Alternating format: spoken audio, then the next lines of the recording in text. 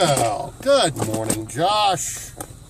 This is going to be a VR for Josh at Frogtac Gear Sanctuary. He wanted us to show our Bushcraft Bling.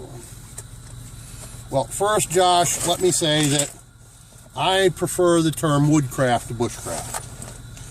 I mean, considering you did my new logo, you'd notice that that's what I use. Okay.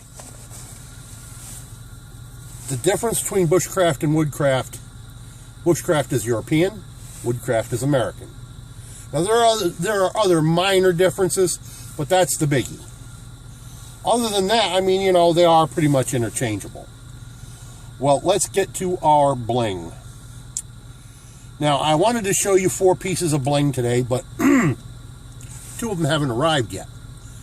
And that's because another one of my good friends, Ranger Kooky, simply hasn't yet gotten them shipped to me. I don't know if they're in transit or if he just hasn't gotten the post on. Doesn't matter. They haven't arrived. But if you want to see those, you can look at Ranger Kooky's 200 sub giveaway winner announcement video, and you'll see them there. It's a double hawk and a Swiss Army cook kit. But other than that, let me introduce you to the 2 that I do have here. First and foremost, it's going to be Larry. Yeah, Larry. Not as in Larry Moe and Curly, but Larry, Daryl, and Daryl. That's a joke, folks. I'm actually going to have Larry etched right into the blade. But that joke will be expanded upon later in another video. Just remember that I said it here: Larry, Daryl, and Daryl. You'll meet it. You'll get the joke later. That's Bushcraft Bling number 1. As I said, I've already mentioned 3 and 4. That will be the double hawk and the Swiss Army mess kit. Bling number 4 comes to me compliments of God, what was the name of those guys' channel? That's the other Josh and Jonah. Self-Reliance Tactics. Sorry, I'm having a bit of a brain fart this morning. But the other piece of woodcraft bling would be my 541 that I got from those boys. Let me tell you, both of these blades I've just showed you are hair popping sharp. It's the first time I've touched that blade on the edge. Now, people who know me are going to say that I've never had nice things to say about a Mora. Well, that's because I'm still not yet convinced it's a great woodcraft knife yet. Prior to having this in my hand from that win from Josh and Jonah, I've never even touched a Mora.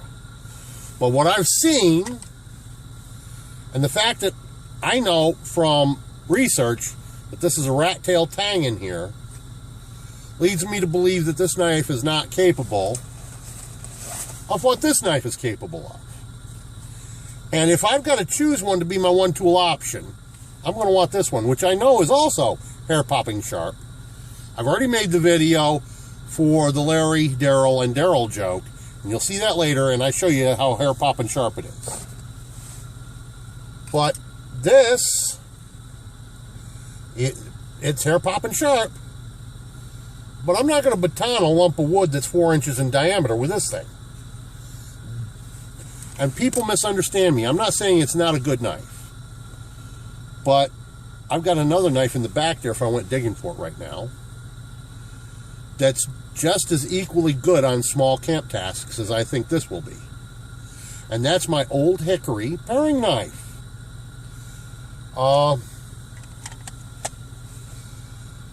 Don't get me wrong, folks. I'm going to give this a year. I'm going to play with it for a year.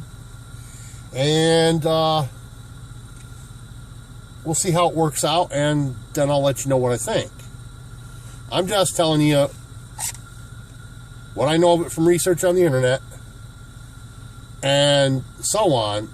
I'm dubious just how good it is, but we will find out. I was dubious about the old hickory paring knife. I've had it for 40 years, and I've still got it. But when I first got it, I was dubious because it had no full tang. Turns out the old hickory paring knife that I have has a quarter tang. That means it sticks into the handle about that far. And I was right. It's not even as good a knife as this, as far as that. Hair popping sharp, carbon steel, good for light duty. Light duty. You strike a flint with it. You can make a feather stick with it. I wouldn't even consider batoning, not even a twig the size of my thumb with it. The old hickory. Now I have another old hickory, so I'll make it 5. There's 3 that I show you and 2 I told you about. See if I can get a hold of this bad boy. Now, this one I've had for a couple of years. Matter of fact, I've had it about 5 years. Maybe 6. I'm not sure. Maybe longer. It's another Woodcraft Bling. You recognize that, Josh? Some of you folks will recognize that. That is an old hickory butcher knife. And as far as a production knife goes, mass market production, that's about as close as you get to a sandbar Bowie knife as you can get. Now, the sandbar Bowie knife didn't have this hump right here, and it didn't have quite as big a belly here. It had a much thicker spine because it was made from a brain fart again, farrier's file. But at least this has got the right kind of plaques of oak. That's one thing I'll give an old hickory. It may be a little on the thin side. I mean, let's be clear. Come here, Larry. Let's show them what we're talking about. I'm going to show you the spine, the back end of the handle of both of these knives. You see the difference? The old hickory's awful thin metal. I'd say it's under 1/8. Yet Larry here has got over 1/4. Well more than twice the meat of steel in the, yeah, well, you get my point. An old hickory is a great woodcraft knife, but Larry, it ain't. Now, I actually went and bought this knife. A lot of you might recognize this. Yes, I got it at Tractor Supply. Now, from what I can tell, when this knife first came out in Tractor Supply, I'm not positive, but certain things have led me to believe that it was something like $20 or $25 asking price. A lot of you know that I am a cheap bastard. Pardon my being blunt. So you know I didn't pay no 20 or 25 bucks for it. Matter of fact, the last asking price for it, before they decided to discontinue carrying it, was 10. Yes, I got it on clearance. And we're not going to get into how much I paid because, like I said, I'm cheap. It's still a good knife. Don't get me wrong. I mean, the saw in the back, well, I'm going to have to play with that a little bit, but I don't know. I'm not so sure about that. But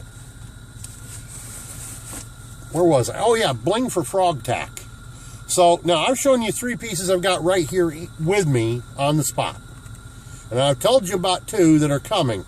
Wish they were here yet, but they aren't. Well, they'll get here when they get here. They will be added to my pack, and how is it was said? I will add their individuality to my own, and I'm trying to quote the Borg here.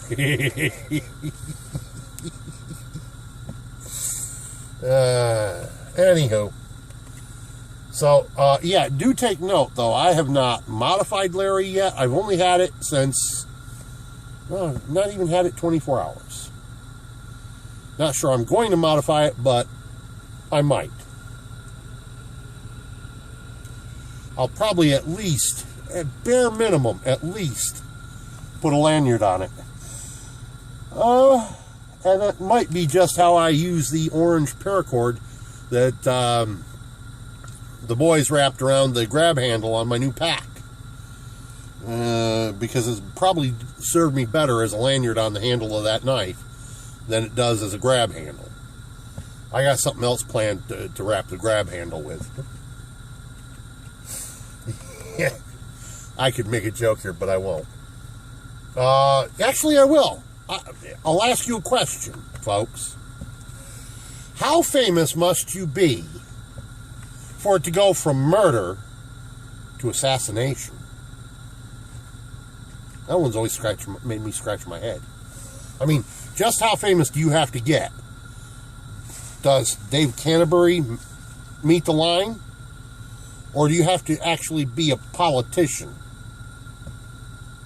I don't know. Just thought I'd ask. So for now, this is Emberado at Emberado Smithing and Woodcraft. Peace out.